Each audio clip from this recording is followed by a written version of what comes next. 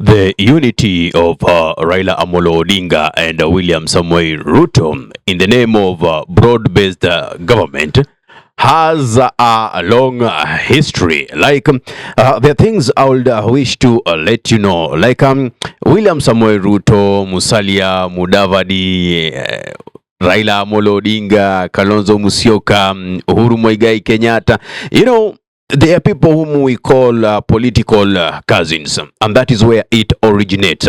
Even if, remember, William Samoei Ruto was one of the founders of the ODM party before the issues happened, the post-election violence, and William Samoei Ruto had to be, accused in the ICC, and a court case reopened for them with Uhuru Muigai Kenyatta. Now, that ICC case brought together Uhuru Muigai Kenyatta and William Samoei Ruto, and the duo decided that the only thing that's gonna get them off the hook of the ICC cases is by them vying for the presidency and the deputy presidency respectively, and having their way into power.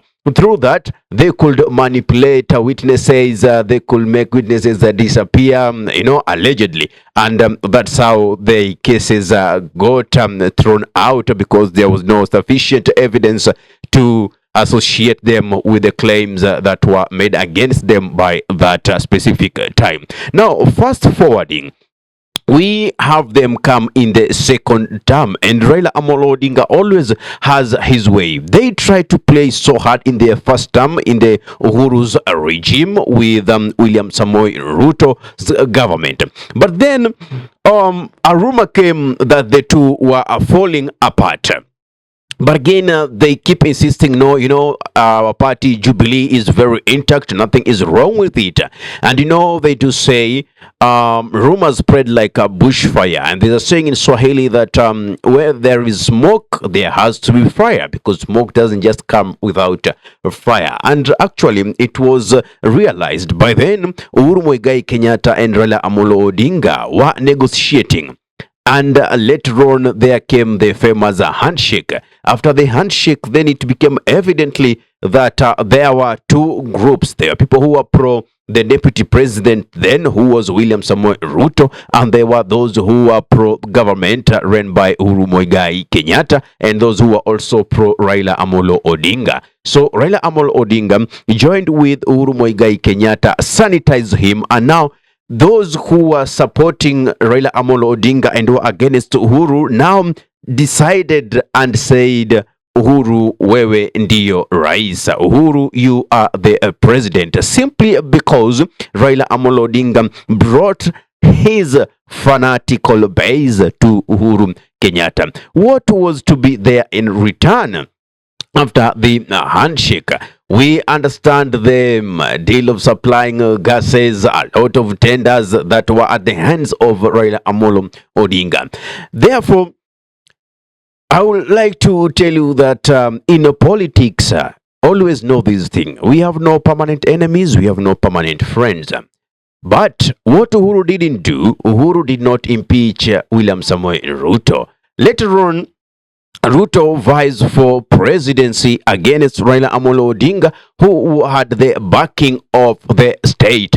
But then the people did say, especially in the mountain, they did say, since there was a promise made by the president that I do my 2 terms, which is equivalent of 10 years, then you give William Samoei Ruto 2 terms, which is equivalent of 10 years. That was a promise that was made in broad daylight in one of the rallies during their first campaign for the presidency.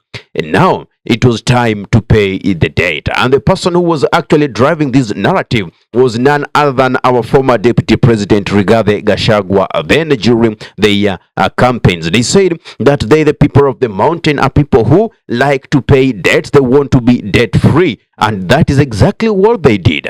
They did vote in William Samoei Ruto. Even the people who are in the Azimio la Umoja One Kenya coalition, Martha Karua, Kina Peter Kenneth, they were unable to deliver votes for Raila Odinga in the mountain.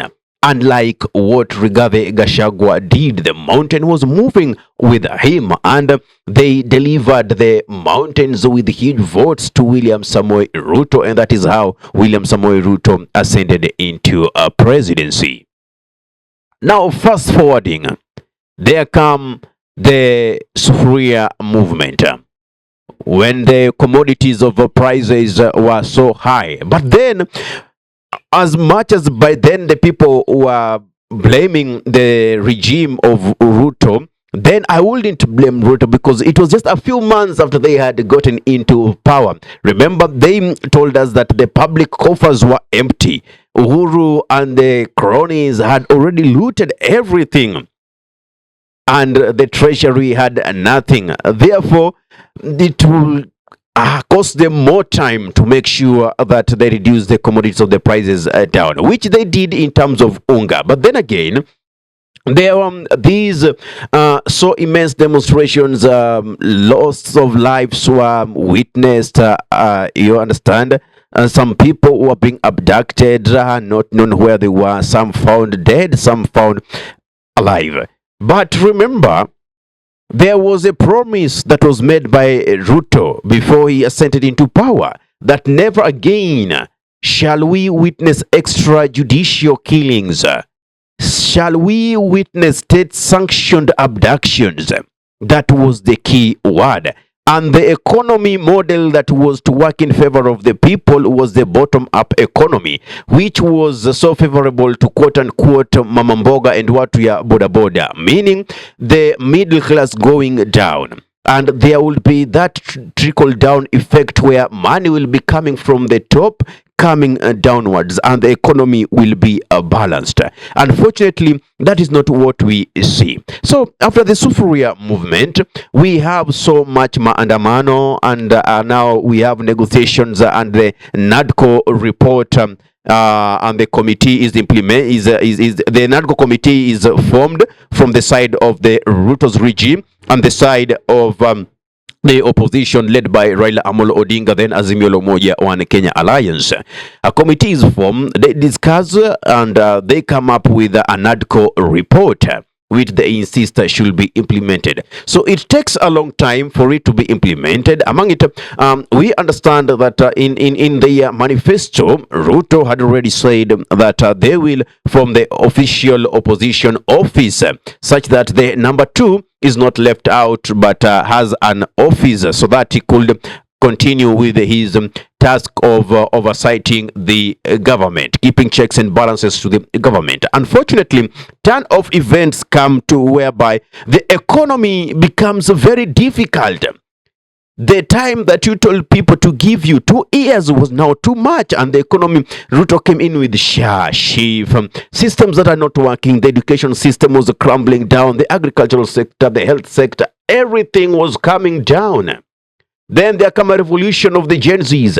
They tell Raila Odinga and any other leader, step down. We are faceless, we are tribeless, and we want to fight for this nation.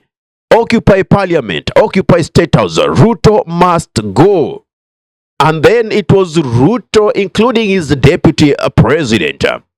Now, there come speculations like the person funding these movements is the then Deputy President Rigathi Gachagua, because there's a fallout between him and the president. There come allegations that the Ford Foundation is the one who is funding these demonstrations, until the Gen Zs in the support of millennials get to occupy parliament.